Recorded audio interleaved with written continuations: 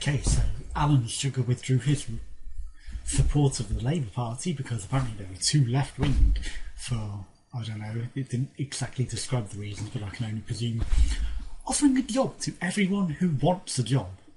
I mean, yeah, that is really, really left-wing, isn't it? People who are applying to work and want work actually going out and saying, nope, nope, you can't have it. Yeah, and we'll still blame all the people that are applying for these jobs. Who are applying for 40 jobs a week. Yeah, there's plenty of jobs out there for them to go get. Well, why is it their fault when they're applying to all these jobs and they're either not hearing from them or getting rejection letters, and they're doing this each and every week, desperately trying to find work? How is it their fault and not the employers? So I'm going to call out Alan Sugar. Why don't you, in your multi-million, multi-business empire, create 100,000 new jobs for people who actually want work? I mean, if it's so easy to get work, then why do you reject all these job applications? Under that circumstances, surely you're not allowed to reject anyone who has applied for the job because they want to work the job, they're capable of working the job, then you should employ them. You can't reject them under any circumstances because you're saying, well, you're more than capable of working, you have to go work. Yet at the job centre every week they have to prove that they've applied to all these jobs just to get the job seekers' benefits. So if you're going to cut that, then say there's the 12-month condition where if you haven't found a job in 12 months you just lose all benefits, you're thrown out on the streets to die. Why not say after 10 months, any jobs that you apply to, if the job seeker has applied to that job and on their whatever CV it shows that they haven't worked in 10 months, if you refuse them a job or don't provide them the job, then you get fined £1,000 for every application that you reject because they want to look for work, but there's so many jobs out there that they can just go do. Yeah, that really works, doesn't it? It doesn't make sense. You blame the job seekers who are actively looking for work as if it's their fault. I mean, yeah, you get depressed and you put all this effort in and travel around for all these jobs and hand CVs and do absolutely everything it takes to find work, but it's your fault you're not employed because you're not trying hard enough. Yeah, I think that's quite a lot of effort to go through to apply to every job going, isn't it? More than enough effort. But no, it's your fault you're unemployed, supposedly. And there's all the jobs that they could be taking them on for, but no, the employers don't take them on and they offer 0-hour contracts where you could just about get the wages for the bills 1 week and no more, and the next 3 weeks get absolutely no job shifts whatsoever, so you get no hours whatsoever. How the hell are you meant to pay for all them? I mean, is that a sustainable way of life?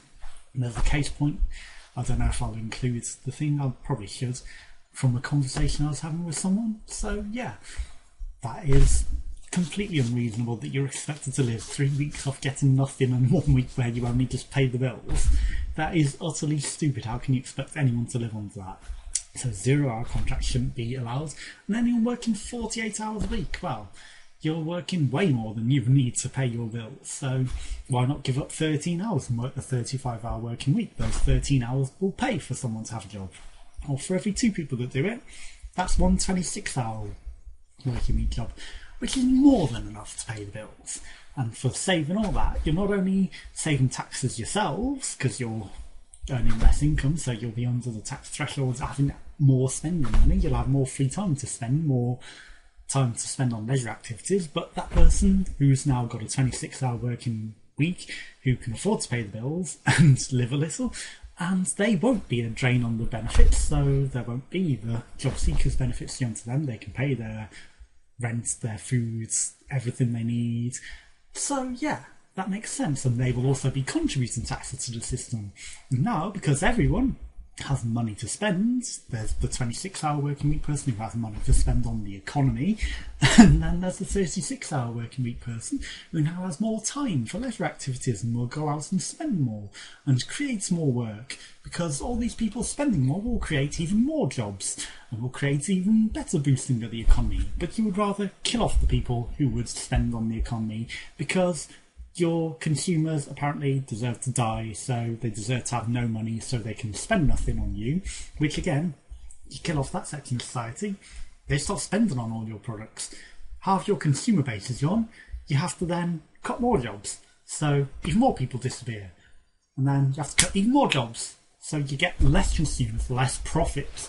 And it all just makes sense to actually provide the jobs and work around it to provide the work.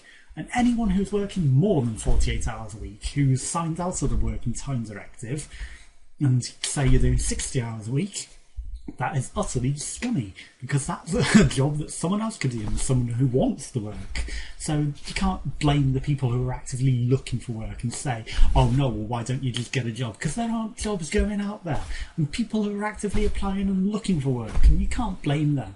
And the people who have been thrown out on the streets and are a burden on people's houses in other towns, you can't blame them when they're stuck in a position where they can't even claim job seekers, where they're fighting to get back to the town where their friends are and their life is, for not applying for work in somewhere they hate and do not want to live. You cannot blame that person for not wanting to be stuck in the countryside in the middle of nowhere where they're so depressed and hate their life that they can't get out of bed in the morning most of the time.